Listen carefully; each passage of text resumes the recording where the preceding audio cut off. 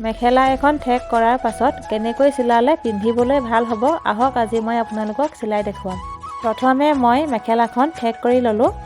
Normal চাইজৰ মানুহৰ কাৰণে মেখেলা এখন 35.5 ইঞ্চি জোখত বহল কৰিলে মেখেলাখন জোখৰ হয়। যদি শকত মানুহৰ কাৰণে মেখেলাখন ঠেক কৰিব বিচাৰে তেনেহ'লে মেখেলাখন 40 ইঞ্চি বা 38 ইঞ্চি জোখত বহল কৰিলে মেখেলাখন জোখৰ হ'ব। মেখেলাখনৰ পাতলিটো যদি মই এনেকৈ চিলাই দিওঁ মেখেলাখন পিন্ধিবলৈ বেয়া হ'ব আৰু কোচ দিবলৈও অসুবিধা হ'ব।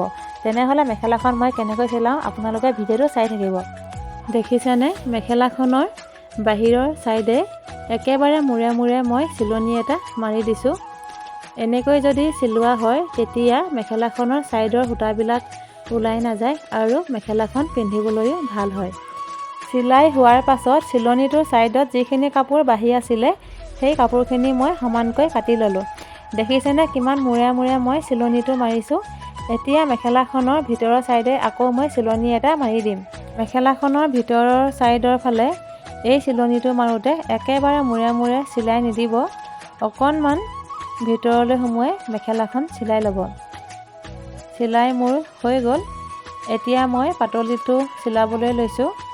দেখিছেনে পাতলিটো মই কেনেকৈ চিলাইছোঁ।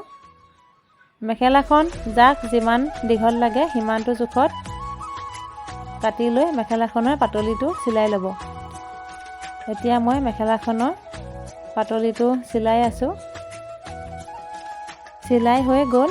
যদি মোৰ ভিডিঅ'টো চাই ভাল পায় তেনেহ'লে মোৰ ফেচবুক পেজটো ফ'ল' কৰি দিবচোন দেই।